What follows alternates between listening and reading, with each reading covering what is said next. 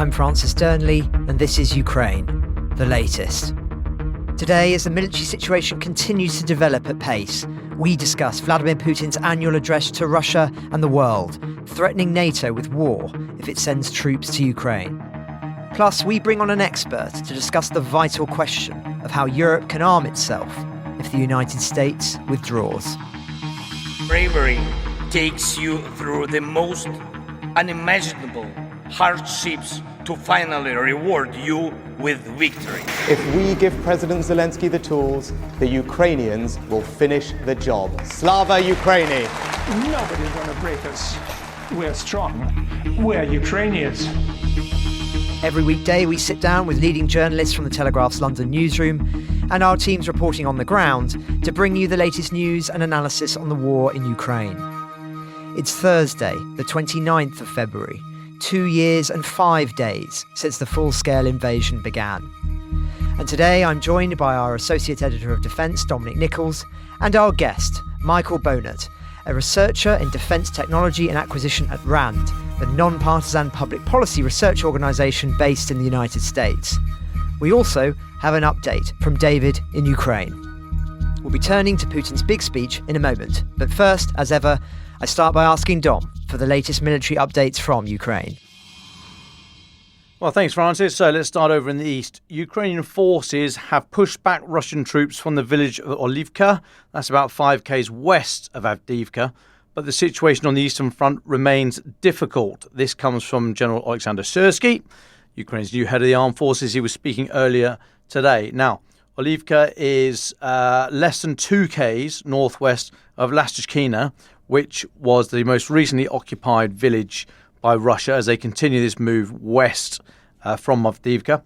General Syrsky visited the front line, described the situation throughout Donetsk Oblast as difficult, with Russian troops continuing to conduct offensives in many directions. It's thought, from looking around, this is me looking around elsewhere, that there's been quite dry weather in that area, which made the ground slightly harder, enabling a bit more sort of mobile movement, so vehicular movement rather than getting bogged down in the muddy mess that winter could otherwise have produced. But General Syrsky said the situation was particularly tense in the villages that Ukrainian forces have had to withdraw from. He noted the courage, resilience and heroism of the 3rd Assault Brigade and 25th Separate Airborne Brigades, which were holding back the Russian offensive in Olivka with bold and decisive actions. He said, I took all measures to correct the situation on the spot. He said there were some, I think I got the impression that the dispositions of troops and who was where with what basically was not to his satisfaction. So he said, I took all measures to correct the situation on the spot with the allocation of an additional resource of ammunition and material means, as well as the necessary reserves. Now, when you deploy your reserves, I mean, you always got to have a reserve, always good at every level. But when you use them, you better have another reserve up your sleeve because, the pot runs dry. So it sounds as if the situation is very, very difficult there in the east at the moment. Now, elsewhere, civilian casualties have been reported in Dnipropetrovsk, Donetsk, Kharkiv and Kherson oblasts. Excuse me. In the Kharkiv Oblast, Russian forces used guided aerial bombs to hit the railway station in the village of Veliki Beluk. That killed a 48-year-old man and a 6-year-old girl. The child's mother was injured in that strike. The Russian forces also carried out that airstrike around 5 p.m. local time. This comes from Kharkiv Oblast Governor Oleh Syberov. Veliki Beluk is situated in Kupiansk district. That district was attacked several times over the course of yesterday. A Russian airstrike on the city of Kupiansk earlier in the day killed 2, injured many more. The attack hit a church and a cafe, killed the pastor of the church and another individual. Mykolaiv, Poltava, Sumy and Zaporizhia also came under attack over the course of the day, but no civilian casualties reported there. And then elsewhere, 3 more Russian Su-34 fighter bombers have been shot down, so planes. This comes from the Armed Forces of Ukraine in a statement earlier today. That takes to 12 Russian fighter aircraft shot down in the last 13 days, I think, or it could be 13 in 12 days. I'm kind of losing count a little bit. And that does not include the A-50 airborne command and control aircraft that was shot down over the Sea of Azov a few weeks ago. I mean, it is a staggering number of aircraft, fighters and obviously the A-50. In a fairly clunky message on Telegram, Mikhailo Oleshuk, who's an Air Force commander, he said, "Today, February the 29th, is a date that occurs once every 4 years, but is already a familiar day for Russians with the loss of another plane, minus Su-34 in the eastern direction. Thanks for the work. Victory on earth is forged in heaven." Now, Ukraine has not spoken any more than giving the bold numbers. They've not confirmed what is behind this recent run of success in bringing down Russian aircraft. It might be poor drills by Russia. There was some suggestion that some of the aircraft, including even the A-50 I saw at one point, there was a suggestion it was brought down by Russian air defence. Haven't seen that backed up by anything. But it might indicate that Kyiv's forces are using their air defence systems more aggressively and closer, taking more risk, pushing them closer to the front lines. We've spoken before about the so-called Franken-SAMs, where the Ukrainians are using sort of Western or mixing Western and old Soviet kit. So, for example, US Patriot missile batteries with Soviet radar to target aircraft.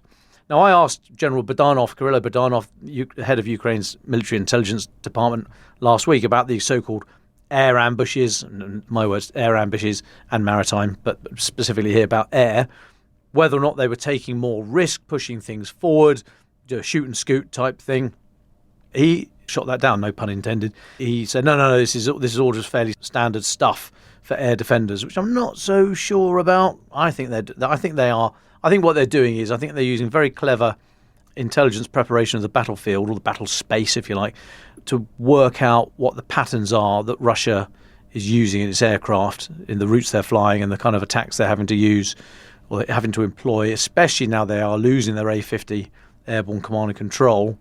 And I think Ukraine are working out where they're most likely to be, pushing forward assets, valuable assets, taking risk, having a go.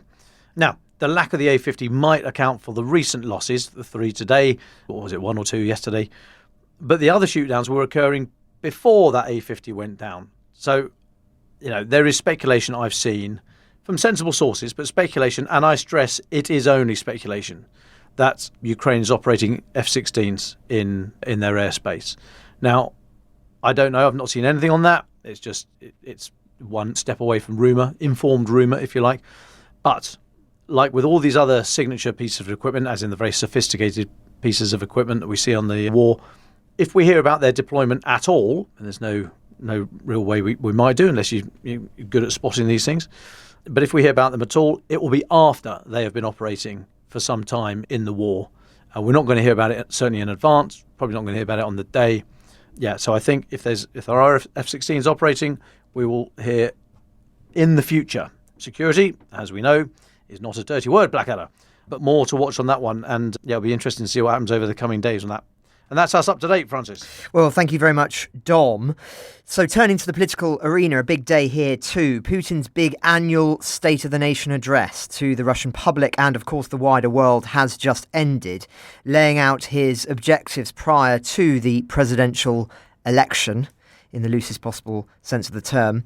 Now, in contrast to previous speeches, which did not give intense attention to the war in Ukraine following a string of Russian military defeats, today, the conflict was a major focus, unsurprising given the present military situation and the wind being in Moscow's proverbial sails.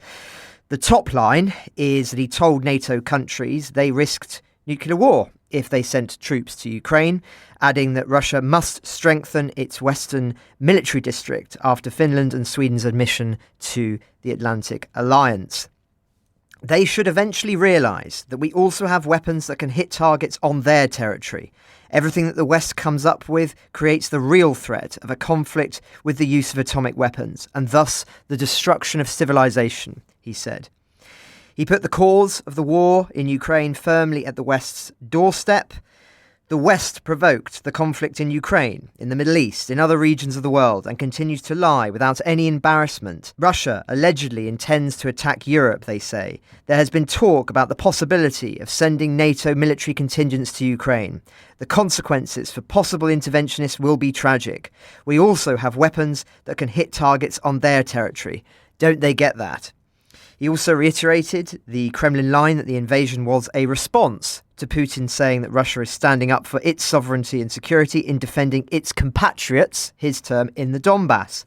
Our society has compassion, mutual support and solidarity, he said, emphasising that factory staff are working in 3 shifts round the clock to continue supplying troops on the front line. Support for the war effort, he claimed, remains high, despite all the trials, all the bitterness of losses. Today, when our homeland is defending its sovereignty and security and protecting the lives of our fellow countrymen, the decisive role in this righteous struggle belongs to our citizens, our unity, devotion to our native country and responsibility for its fate. These qualities were clearly and unambiguously manifested at the very beginning of the special military operation, when I was supported by the absolute majority of the Russian people. We did not start this war. As I've said many times, we will do everything to end it, to eradicate Nazism, to protect our citizens. No great surprises, though it was interesting to see him return to the NATO provocation argument as opposed to his pseudo-historical claims that Ukraine is not a state and belongs to Russia. That bit was conveniently left out. He also spoke about the robustness of the Russian economy, gloating about foreign investment and mocking the failure of sanctions. He said the West had lost in its objective to undermine Russia from within. He ended, rather chillingly, I thought, by saying, "We are one big family. We are together, and therefore we will do as we are planning and dreaming. I believe our victories and success and in the future of Russia." Evidently, this is not a man humbled, but emboldened. The whole speech, I would argue, was yet further evidence of the dangers of the West having conceded the strategic initiative. When nations cannot agree on their red lines, this is the result. It is a tragedy that the hypothetical spectre of atomic weapons is trumping the reality of the horrors actually taking place in Ukraine today. Nukes remain Putin's trump card, and he deploys them at just the right moment when Macron moots this idea of NATO troops being on the ground in extremis in Ukraine. That gives those who balk at such a notion, like Olaf Scholz, all the evidence that they need to equivocate when Putin makes these kind of remarks. Now, Gabrielius Landsberg, the foreign minister of Lithuania, puts it brilliantly, I think. "We declare red lines for ourselves, but not for Russia. We publicly tie our own hands, while leaving Putin free to pillage, rape and destroy. We create strategic transparency, not strategic ambiguity. Putin is prepared to cross borders, subvert democratic governments, ignore treaties and rewrite the past in an attempt to legitimize the invasion and annexation of his so-called lands of historic Russian interest. Putin threatens NATO with nuclear missiles, trains his armed forces for invasions, puts his economy into war mode, uses chemical weapons and orders assassinations on NATO soil. He has weaponized migrants, engaged in cyber attacks and launched disinformation campaigns. And what about our response? We have taken every opportunity to declare what we are not going to do. We have imposed red lines on ourselves and announced them openly, while our adversary operates without any. We are an open book to Putin. He expects that tomorrow will bring neither Taurus nor ATACMS nor even sufficient amounts of ammunition. He wakes up every day knowing there will be no strategic dilemmas that would shift his calculations, either on the battlefield or beyond. If anyone thinks Putin has regard for our gestures of restraint and alters his behaviour accordingly, they are choosing to live in an illusion. He perceives caution as weakness and an invitation to keep going. Russia retains the initiative and continues escalating. Our failure to meet this strategy with a sufficient response is the reason for the escalation, not a path to de-escalation. This is the main reason for anxiety on the eastern flank that Putin might test Article 5. Our unilateral attempts at de-escalation are not leading to a de-escalation of anything. If we do not change our approach, we might find ourselves dealing with a seismic geopolitical disaster, and a global one at that. Therefore, it is imperative to change our approach, embrace strategic ambiguity, break taboos, and include all available options in our toolkit. Such suggestions should be welcomed, not dismissed. If we think defeat can be limited to Ukraine and Putin will have no further ambitions, we have a very harsh lesson coming. But if we want Ukraine to win, we must keep everything we have on the table. Mr. Landsberg there of Lithuania. I think that says it all, frankly. If only Britain, France and Germany were putting it like that. Instead, they squabble publicly. In the past 24 hours, Germany was accused of a flagrant abuse of intelligence after revealing that British soldiers are supporting Ukrainian forces launching long-range Storm Shadow missiles. Scholz said on Monday that he would not deliver Taurus as it would require soldiers assisting on the ground, citing the UK and French approach with their own systems. And Scholz argued that following the UK would make Germany a participant in the war, his phrase.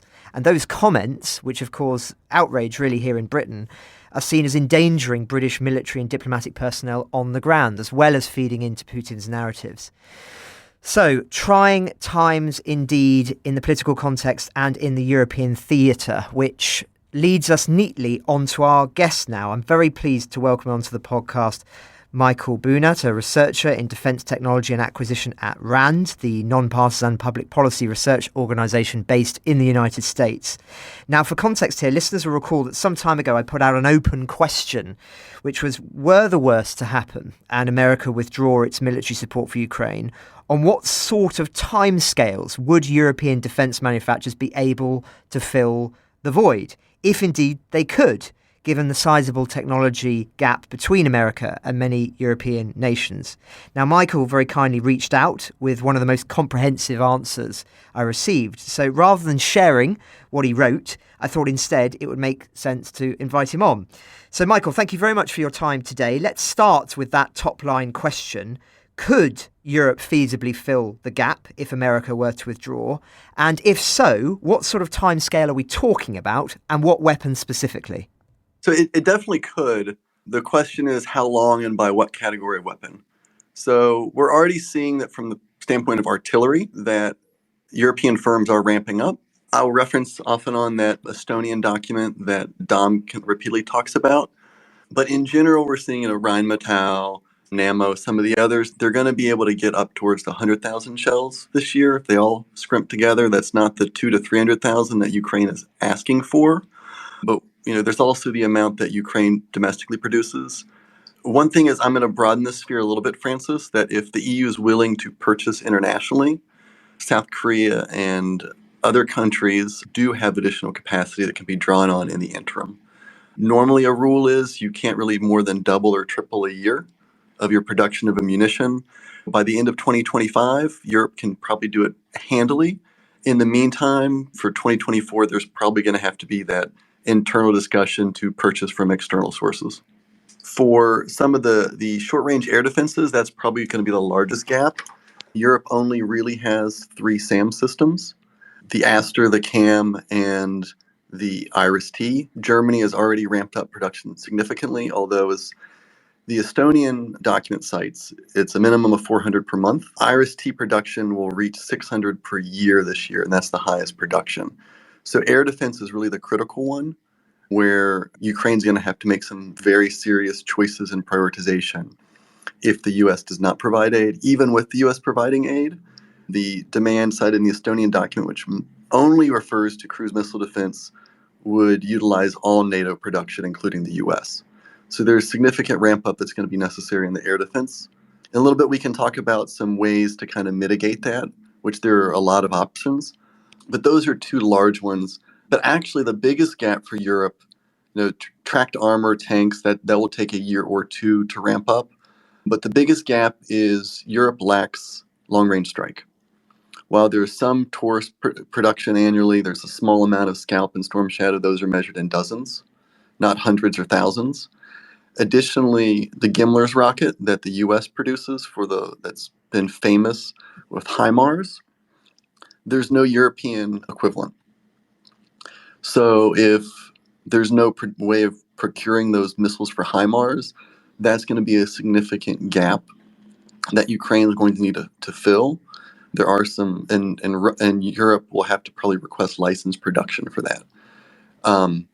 This leads it to where, once again, external sources can support. Once again, South Korea, but also Pakistan and India are options. So there's going to have to be a lot of discussion within the European members at what point they share. Thank you, Michael. This is really, really interesting. And if I may just summarise the email that you sent to me on sort of breaking down the timescale here. You said that capable this year would be possible if America withdrew sort of tube artillery, light infantry weapons and wheeled vehicles. Possibly capable, depending on, of course, the decisions that are made now. Heavy infantry weapons, drones, short-range air defence, body armour and medical equipment. And then we're looking at 2026, by your calculations, when we start to see, as you were just describing there, long-range air defences, tracked armour, rocket artillery, long-range strike. I mean, 2026 is a long, long way away indeed. And I think it speaks to the huge dilemma that is posed to Europe if America were to withdraw. In your opinion, do you think, based on this, that enough is being done? There is enough sense of urgency? And I know that's a political question, but in your technological expertise opinion, is enough being done? A lot more checks need to be written, and they need to be written very quickly. That's my apolitical statement on this, but no, there needs to be a much larger investment very soon. I think the investment suggested by Estonia, the 0.25% of GDP, is probably light. And it's probably not long enough. There's going to have to probably be, to get some of these large productions, it's going to have to be above that for 5, 6, 7 years to really be able to get the facilities online. It's perfectly doable. Europe does have the capacity. There's no European-wide Defense Production Act that the U.S. can call on. But there's definitely, it's not too late. It's just, it takes a lot of investments very quickly and very soon. Thank you. Now, Dom, I know you'll be champing at the bit to ask some questions, so over to you. I have a few, if I may, and if the voice holds out. And Michael, delighted to chat to you at last. I'm so sorry I was doing the sort of dance of the seven veils last September when we were in the US, kept promising you lunch and then letting you down at the last minute. So delighted we can chat to you now. When we were in the US last year, I went up to the Picatinny Arsenal in New Jersey when I chatted to General John Ryan and the guys up there about their production of artillery. And they were saying they were ramping up to aim to be able to produce 86,000 155mm shells by summer this year. Since then, of course, we've had the whole toing and froing in Congress with the bill. Can you just talk us through what activity you think might have been happening in the intervening months? Because in the UK, and I think throughout the EU for competition rules and all that kind of jazz, they wouldn't be able to take a risk, I suppose. BAE Systems and all the rest of it could produce weapons at their own cost, but they wouldn't do anything without an order. What's the system in the US? Are they able to build up towards that 86,000 a month in advance of any money and any orders, or is there some kind of legislative reason why they would be prohibited from doing that? Yeah, so this is where you get to the differences between European and U.S. industrial bases. That production facility is U.S.-owned, contractor-operated, but there are investment monies every year that are set aside for industrial-based development that can be used where necessary. So because it's a government-owned entity for some of the smaller arms and the artillery, that gives a lot of flexibility for the Army to push some of those ramping up activities where, whether it's BAE or Lockheed Martin or any of the other suppliers, they can take a risk, but they don't have that. It's an interesting discussion that we've had of, on the one hand, that government contractor model allows ramping up only when there's money, where the actual contractor model that we see in BAE and elsewhere, they can take risk. And we've seen that a little bit with Rheinmetall and Saab and others with producing in Ukraine, where they have taken some of those risks. But the U.S., it's the advantage that the U.S. owns the facility and can start with the supply chain very quickly. Right, so you'd be fairly confident then that they are on their way to 86,000 shells a month? Can we take it from that? It's from everything I've heard, the contracts down the line were already purchased. Wow. There's, when you buy these, when you set these, it's not just that the factory and the staff there are ramping up. There's the materials, and that's a very long supply chain going back deep. And as was highlighted even back then, many of those contracts are already being signed for that ramp up, and that's a globally sourced supply chain. When someone says 86,000, it's going to be just then. Most of those checks were written a year, 18 months in advance to get to that point. Now, continuation of that at that level is a different story, but getting to those sort of levels, that process is kind of already on a glide path. Yeah, I'm just trying to work out if and when the block in Congress is lifted, if weapons flow immediately, or Yeah, because if these things, if they've already been paid for, then why can't the US ship them this afternoon? Or if the bloc in Congress is saying, no, that's the money that will then start the process of building these things, that will take some time. But it sounds you're suggesting that that these are already baked in, these contracts are already done, the money's been attributed, so they must have been producing weapons for contracts that have already been signed. So why is there this ammunition shortage, the starvation of 155 mil in particular? So I will say I can't speak to all those inner workings. That being said, this is a multi-part issue too, because there's continuing resolutions, which I'm quite familiar with, where when a budget's not passed, the budget is can be in a holding pattern in the US where there's limits to the fungibility. So how things are moved. There's other aspects beyond just the allocation of purchasing things for Ukraine. There's the drawdown authority. And then there's the money to move things from the drawdown authority, which is our transportation command. So there's multiple pools of money that are involved in this process. I can't speak to the timing when or why some are being chosen to be shipped or not. That's more in the political sphere than I normally delve. Fair enough. Although I'm slightly encouraged, or I am encouraged by your answer there, because it sounds as if the things will have been produced over the last few months, and therefore when the block is lifted, hopefully it should be fairly swift to get things going. Another question, if I may, what's your analysis of these, as I've described, these air ambushes? I've portrayed this idea of Ukraine doing some fairly clever MASINs and other sort of intelligence preparation and then pushing signature equipment forward, taking risk, shoot and scoot, that kind of thing. Am I madly doing sort of fantasy fleets there, or what do you think is going on? So the good news is I actually do more combat modeling than I do industrial base, more because of what's paid for vice interest. I will say this. It's been widely broadcast that Ukraine is running short on air defense missiles. That's been, the bell's been ringing on that since November. And a question that I think you have to ask here is Russia believing that and taking more risk? And has Ukraine exaggerated that a little bit to take advantage? So there's that strategic question of, did Russia take more risk and it didn't work out? I will say these are losses that I would expect much more if you were engaged in actively supporting a battle.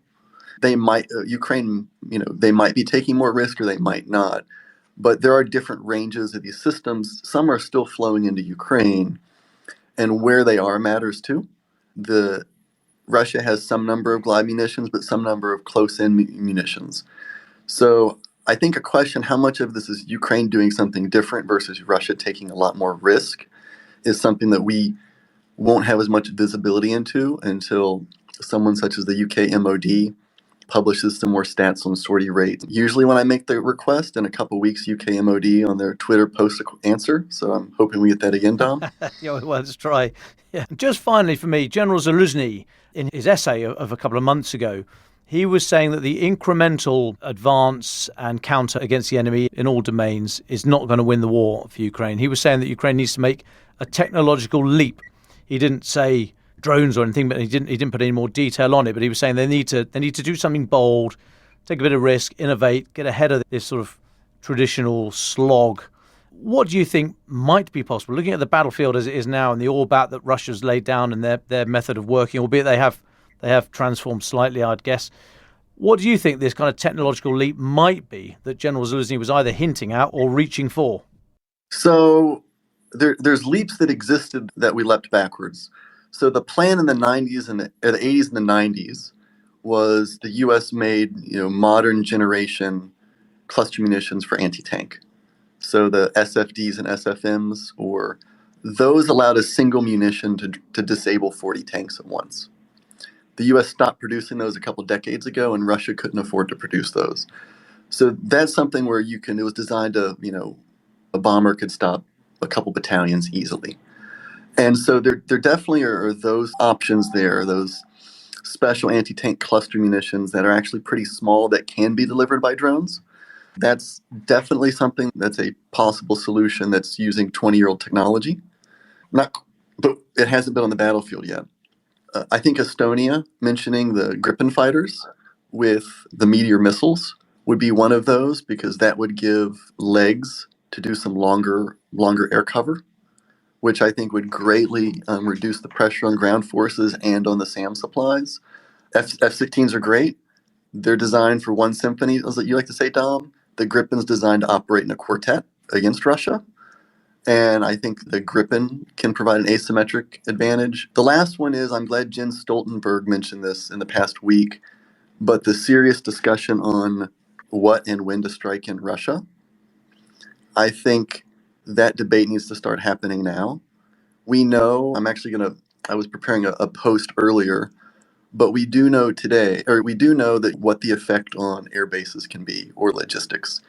And so you can pull up the stats from Russian airfields. Most are within only a few hundred kilometers of the Ukrainian border, and most don't need to be defended by air defense.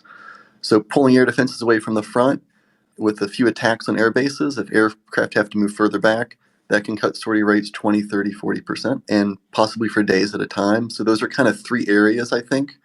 It's the advanced anti-vehicle, anti-armor cluster munitions, possibly Gripen fighters, and then finally selected strikes into Russia. Okay, hang on, bear with me. Symphony and quartet. Right, I'm going to nick that. I'm going to have that. Thank you very much. Cheers, Michael. Thank you. Just finally for me, the A-50s, the airborne command and control aircraft that Russia, we think, have about 11, so about 7 operational, given serviceability of the aircraft, number of crews, so on and so forth. They've lost 2 that we know of in recent months. So we're looking at about half dozen, 5, 6-ish. What do you think the effect would be if they are reduced even further? Or when does it fall? When does the graph, I can't even think what would be on the X and Y axis, but when the graph goes, it sort of falls off a cliff. When does it become unworkable? That's the first half of the question. And then secondly, because I promised Francis only had one more, what are you looking at over the next few months? We're not expecting major moves on the battlefield, although it's concerning what's happening in the east. But if the land campaign is relatively fixed, what are you looking at over the next few months? Cheers, Michael. All right.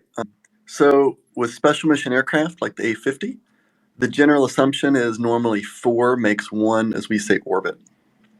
And given the front line for Ukraine, where the fighting is, you need 2 orbits to maintain continuous radar coverage from the air. What radar coverage from the air means is it prevents a shadow. So normally, because the Earth is curved, radar can't see below the horizon. So that means if fighters stay low, they can get close to the front and drop munitions. However, the reason you have an elevated radar, and there are some great cartoons from the 50s and 60s that the US put out to explain this. If you take those out, you can fly aircraft at low altitude and get very close to the front line and either deploy munitions or shoot up and hit other fighters, etc. So once that critical mass drops, where you're below a persistent orbit, and in this case, if you're down to 5, you cannot run persistent orbits in 2 locations. Now you can operate aircraft in low altitude mode, including helicopters. So that gives you a lot more freedom of maneuver. And does that mean the whole thing falls apart? No. But if you have F-16s or Gripens or whatever, or just more of the helicopters, it provides that much more freedom for Ukraine to move, which, given the positional nature of this conflict, is greatly needed. I think the next couple of months are going to be really hard. It does seem that Russia is trying to capitalize as much as possible on Ukraine having some shortages. That being said, what we've seen is, there was the whole issue of getting ships out of Ukraine that was as much an insurance issue as anything. Ukraine hitting the Russian fleet has partially enabled that because the threat of blockade is diminishing, as well as the threat of, or the ability to resupply Crimea. So as these amphibious ships are getting blown up, once the Kerch Bridge is taken down, Crimea becomes an island. And I think that preparation of the battle space to isolate Crimea is probably what we've seen a continuing trend for the past 6 months that Ukraine is doing. So you factor in preparation of the air by loss of these A-50 aircraft and preparation of the sea. A steady campaign of that for the rest of the year really can set the stage for a strong Ukraine in 2025. Well, thank you, Michael, for those answers. I've got a couple more, if I may. This is just such a fascinating and important subject. It's great to have you on this. Firstly, you were just talking about the Kerch Bridge there. I mean, what is necessary to drop that bridge? We've had a lot of speculation about the Taurus missiles. It doesn't seem that Germany are going to give Ukraine those. Is there something else that could do the job? Historically, unitary weapons do a very poor job at taking out bridges. What works very well are basically anti-runway penetrators. They just kind of fall in and blow up because it's very hard to get a direct strike even from the side on the pillars of a bridge. You want to take out the pillars so those can't be rebuilt. There are some ATACMS variants that might be able to do the job if they're still in inventory. Some of the older ones back that were designed to take out runways might be possible. Once again, I'm not privy to exactly which ATACMS are shipped, but that's definitely a strong option. Maybe a Taurus missile, but that's not really what they're not made to do that. There are very few munitions designed to take out bridges. Going back to World War II, the amount of bombers that were spent to take out bridges was an ungodly number by ratio. But there are options, but I think it's going to have to be some sort of rocket artillery. Interesting. And those timescales that you spoke about earlier on, pretty pessimistic on some of the weaponries, are those based on our current understandings of Europe's capability, or is much more possible if Europe were to suddenly wake up from its stupor? So the answer is yes. Although that being said, those timelines have been pretty consistent for over 100 years. Going back to World War II, it took about 3 years to ramp up something new when things were much simpler. That being said, you look at the sensors today. So one problem you have is to get those timelines, you have to wrestle all the intermediate suppliers away from where they can make more money. When you look at a seeker for a missile, the imaging infrared or the millimeter wave, those are used in the automotive industry very heavily for self-driving vehicles. If you're a supplier of those, you have an option of a bunch of very small ones that you're literally selling millions to Volkswagen, Mercedes, etc., or a few thousand very high-end ones. There's a certain point where the military just can't throw enough money to pull some of that interest away, where there might need to be some political intervention. The U.S. has the Defense Production Act, which we could use, but there's also a question of looking at lower down the line, sort of other missiles that might not be as good, but you can get in the volumes and trade-offs. There's been some buzz about Vampire as one of those that takes some sensors like that. So there's definitely within the supply chain, you can accelerate it if you pull a lot of more sticks than carrots to those large industrial partners. But I do think the other half of this is looking at, okay, what can you pull faster that can kind of do the job done even if it's not good? But it's probably going to take a lot of sticks to make it happen. It can happen much faster, Francis. It's just a matter of how the will to push. Yeah, I thought you might say that. And just one final question from me before I ask you whether you've got any other thoughts on subjects we haven't talked about. And that is about Russia's industrial base. We're talking about the Western one at the moment. What's your assessment of that? Is it as strong and robust as it appears to many, or is there more going on? So I've written about this in a few other articles, and there's a fair number of us on Twitter that behind the scenes talk about this too. What I'll say is the Russian war machine is ramping up and underperforming what it should. That being said, they started 2.5 years ago, and compounding interest takes effect. They're still vulnerable to Western sanctions. They're getting the first 6 months to a year were pretty rough. They weren't getting the tooling. They weren't getting some of the sensors. But as we've seen, they're pretty good about getting transshipments through the Central Asian states. So there definitely a pressure point still to reduce their ramp up, but they look like they're doubling production every year. And to counter that, it's going to take, sadly, blocking a lot of Western firms that are kind of getting around sanctions by shipping to Kyrgyzstan and others. There's some great work, Robin Brooks and others have really highlighted those sort of transshipments. But that's something that, from a sanction perspective, enforcing sanctions heavily and picking one or two states that are helping sanctions be skirted and making examples of those countries and firms could probably do a lot to greatly reduce Russia's industrial throughput. They're very dependent on the rest of the world for many points of equipment. That's fascinating.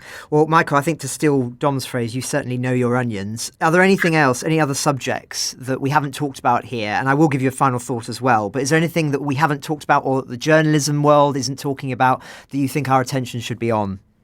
I think that the most important thing we have to be there's two parts. One of them is we have to be way more proactive on sanctions. That just it's the enforcement, not as much as the writing of sanctions, is a big part of it.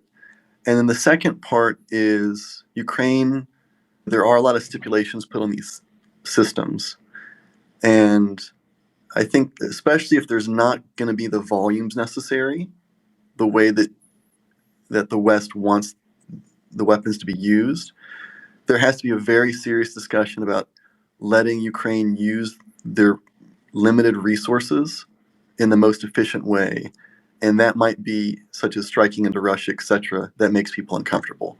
I think a lot of those uncomfortable questions over letting Ukraine take more drastic measures need to start happening. And right now they aren't.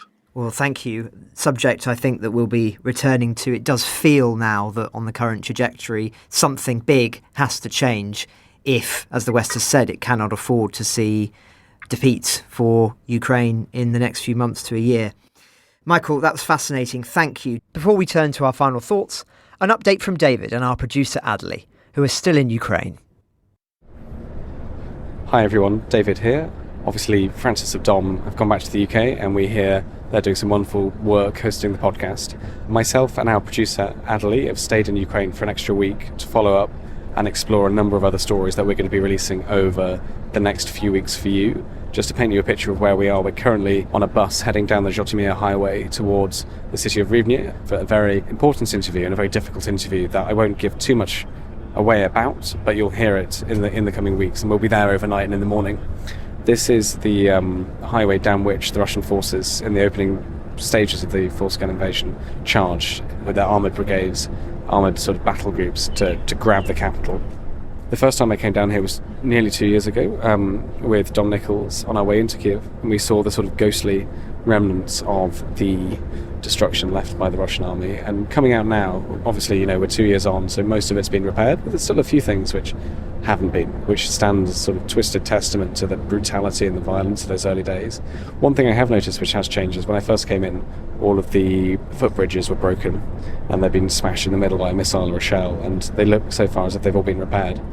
Anyway, we're on the highway to Rivne, we're going through another village, and soon we'll be into the sort of deep Ukrainian countryside. That'll be very beautiful to see with the sun setting. So over the last few days, on Monday we headed out of Kyiv to interview a brigade commander in the Ukrainian armed forces. He spoke a lot about how the Ukrainians are adapting what they learn from their NATO trainers and changing it for the battlefield as it is. I mean, there was a lot of talk of how British, German, other trainers don't understand the reality of the war, the pitched war, the artillery war, the drone war that the Ukrainians are fighting. And he made a very interesting point about how the sort of, in the different mentalities of this war, you have the Soviet, post-Soviet mentality, which dominates the Russian army, which is, to a large extent, something we've discussed before, which is you fling a load of men and armour and artillery and bombs at a target, and eventually you break it and you go in and occupy it. And he said, well, the difficulty with that is we don't have the ammunition of the kit, we don't have the men, and we care about our men more than we think the Russians do. And the second doctrine that they've been taught and they're exploring is the NATO doctrine. And he said, look, that's really good. You've got air support, it's highly mobile, you've got loads of really, really great kit. And again, the problem with that is they don't have loads of really great kit. They just don't. And the nature of the war they're fighting means that they're having to not sort of take either of these options, Doctrine 1, the sort of post-Soviet doctrine, Doctrine 2, the NATO doctrine. So I said, well, what's the third way? What's the Ukrainian way? And he talked a lot about that, about how they're taking the best lessons from what they've learned from NATO and what they've learned from the Soviets, and they're creating something new in warfare, and how they are now teaching other armies how to fight, especially the Brits, that kind of thing. But we spoke a lot about the limitations of Western aid, we spoke a lot about the limitations of Western training and what they need to do to fix that, to help the Ukrainians. And he was a really interesting guy. In his office had his sword on the side, on the wall, and his several weapons that he'd taken as trophies from the Russians. So I think you'll find that interview absolutely fascinating. So on Tuesday morning we went to Nabu, a planet on the far side of the galaxy, and we were welcomed by the Gungans. And my producers just shot a look at me because I've been making that joke for several days now. Sorry, Dearnley. We went to Nabu, not a planet, the government agency in Ukraine that fights anti-corruption. So it's had a lot of Western training and support from the FBI, from the NCA in Britain, the National Crime Agency, and they gave us a tour. They sort of showed us around what they do. We met their detectives, we met their analysts, we saw their crime labs where they sift through digital records, phone records, email records, receipts. They struck us, I think, as being really steely-eyed. I mean, I tried to ask a couple of questions where I said, I asked the director, are the oligarchs scared of you? And he just looked me in the eye and laughed. And another question I asked the deputy director, I said something like, should the bad guys be scared of you? What do they make of your work? And she said, well, there's a sort of common rumor about Nabu that we have 80,000 employees to come after everybody. We don't. But I don't correct them when people say that. I don't correct people. I want them to be scared, And then we still have some follow-up questions for them, really, that we'd quite like to put to them before we publish anything. And it's stuff like, they are the anti-corruption agency, and simple, who watches the watchers? On Wednesday, we went to a secure location somewhere in Kyiv where groups of researchers look at missiles that have been shot down or forced to land or captured in other ways by the Ukrainian armed forces. They're brought to this lab and examined, and I won't tell you too much, but we saw the inside of a new Shahed drone's brain, and it's an astonishing place, a sort of courtyard of scrap, but all the scrap is weapons and missiles, and we're really sorry, Dom. We think you'd have found it absolutely, we think you'd have really found it interesting. So sorry you weren't there, mate. One of the most interesting things they showed us was the cylindrical casing of a North Korean missile. Now, this is something we've known for a few weeks. This is it, right? These are the guys who found it, who proved it, and said, there's nowhere else that's going to come from. That's a North Korean missile. That's the first time we've seen that in this war. Finally, this afternoon, we went to see a kobzar, a traditional Ukrainian musician who plays the bandura. He gave us a lyrical explanation of what a kobzar is, what it means for Ukrainian culture. We know he plays at funerals for soldiers, and he teared up and he played us some of the music, and he spoke about what his role in Ukrainian society is, this sort of renaissance of Ukrainian culture. Right now, as we've said, we're on the Jotomir Highway, heading towards Rivne for this incredibly sad interview tomorrow morning, and then we'll be back to Kyiv. Anyway, hope you're all well. Thank you so much for listening, and back to you, Francis and Dom. And now to our final thoughts. Dom, can I go to you first before I go to Michael and then read a special one from a listener? Yeah, sure. Big ideas you were after. Okay, here's one coming. And this is in the wake of Gabrielius Landsberg, Foreign Minister of Lithuania's comments about strategic ambiguity and the need to regain the strategic initiative. He said, Mr. Landsberg said, we declare red lines for ourselves, but not for Russia. Well, how about this for a line? Putin loves historical reappraisal. He'll reach back into certain chapters of the history books to claim that a bit of land used to belong to somebody who once knew someone and sold it to whatever, blah. Look at Lviv, city in the west of Ukraine, the area around it. Go back through history, and there were times when Lviv and the area around it belonged to Hungary and Austria and Poland. So why not give it back? Why doesn't Ukraine sell a huge bubble around Lviv back to Poland for a certain time that the EU or the UN, if you could get it through, probably not, but the EU or just the international community accepted would be handed back in 5 years. But that then became part of Poland. And you say that's going to happen on June the 1st, 2024. And then you say to the world, Mr. Putin, January the 1st, 2025, take a line from Moldova and go north, all that portion of Ukraine. We're going to sell that to Poland as well.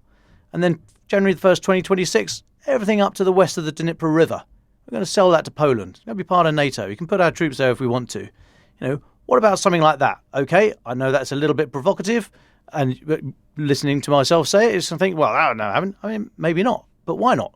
I look to our fantastic listeners, to the international lawyers and the states, the folk that are listening in, and the State Departments and what have you. Tell me why you couldn't cede portions of your territory for a determined time period to another country to allow it to become part of Poland for a little while. And then let's see where we go from there. Anyway, maybe a little bit of pie in the sky, but why not? Let's just have that little flight of fancy. Thanks, Francis.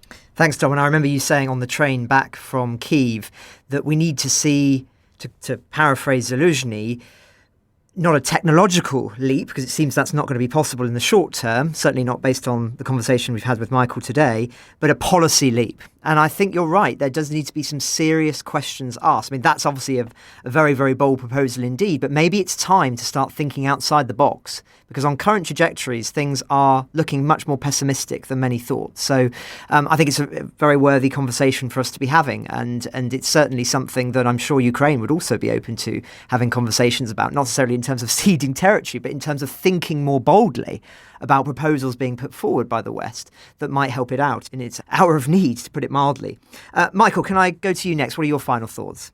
I say, Dom, the Louisiana Purchase and the Virgin Islands came to the U.S. that way, so I don't entirely complain about that one as an American. What I will say is I want to make it very clear, Ukraine can still win this. We are still in a very early part of this war, as sad as that statement is. But it's very winnable for Ukraine, and there's a lot that can go into this. And from an investment perspective, for 1/10 of 1 year's U.S. defense budget, 20 years of Russian ground procurement, and 10 years of Russian air procurement has been destroyed. And I think that kind of gets lost in all of this, that for that little of investment has taken a threat off the table for NATO for 5 to 10 years. And doing that again and again can make sure that this is a problem that's gone for a very long time. And we need to keep on framing it in how cheap this actually is relative to the trillions of dollars that would be spent if there is an all-out war. That if Russia wins and has an industrial base with nothing to do and decides to go after others, now is a great time to get a high return on investment. And we have to start thinking, where can we make the political and military investments now to protect our future? Well, thank you very much, Michael. Really fascinating hearing your reflections on this. We'll have to have you back on as these conversations continue in the European context. They're certainly fraught at the moment. I just want to end today by saying we receive many messages from listeners around the world every day, and it remains an endless source of frustration that we can't reply to them all. We are only a small team, but we do, as promised, read every single one.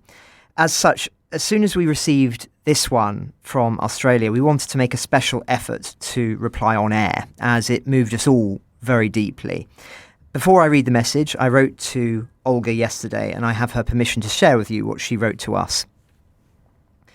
Dear Ukraine, the latest team, I'm avidly listening to your podcast from my hospital bed. I have terminal cancer and will leave this mortal coil fairly soon. I've made my peace with that. I'm not sharing this for sympathy, but instead for inspiration. Listening to the podcast from the Telegraph team has brought much more meaning to my world than I could have imagined. And I'm sure that when I pass through the material veils, I will continue to listen. If it's true that one may have a say in their next incarnation, I will have my hand up for something positively Ukrainian. Slava Ukraini. Best regards, Olga. Well, Olga, on behalf of the entire team, thank you for taking the time to write such a beautiful note. We dedicate the end of today's episode to you with a recording from Ukraine of a performance by the award-winning Ukrainian musician and now soldier, Taras Kompanyshenko.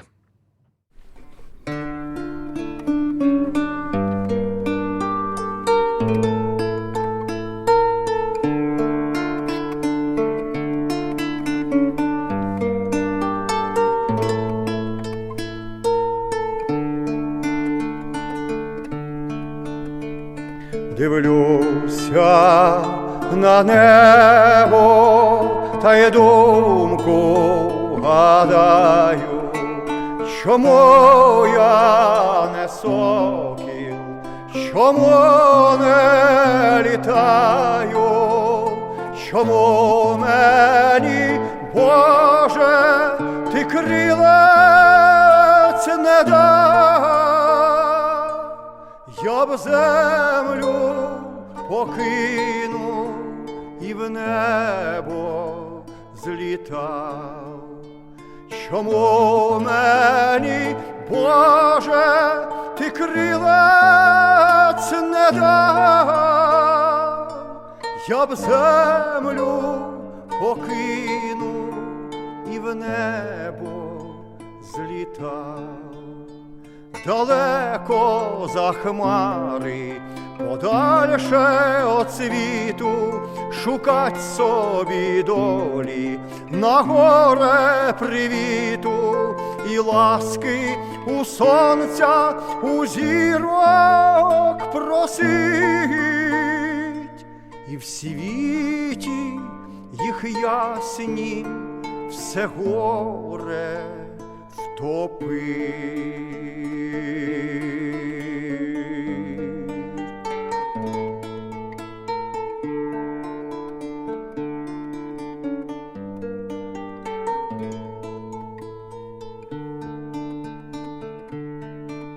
Бо долі ще змалку, здаюся, не любий, я наймит у неї, хлопцюга приблудний, чужий я у долі, чужий для людей. Хіба ж хто кохає нерідних дітей? Чужий я у долі, чужий для людей. Хіба ж хто кохає нерідних дітей?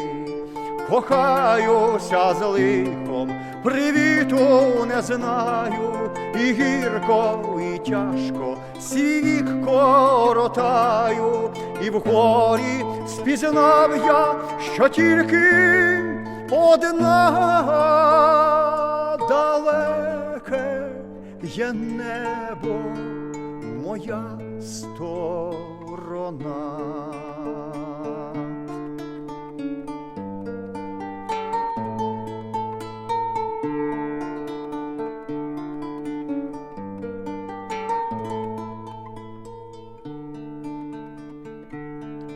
І на світі гірко, як стане ще гірше, я очі на небо, мені веселіше, і враз позабуду, що я сирота, і думка далеко, високо літа.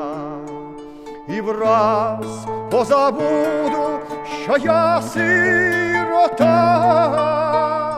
і думка далеко, високо літа. Якби мені крилля, орлячі ті крилля, я б землю покинув і на новосілля орлом сизокрилим у хмари польну, і в хмарах навіки, навіки втону.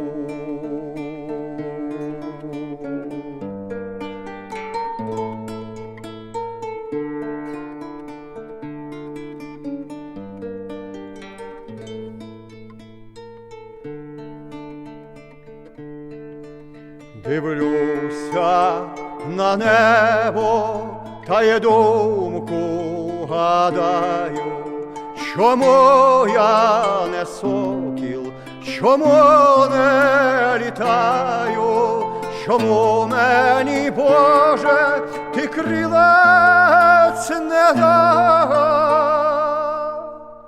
Я б землю покинув і в небо злітав.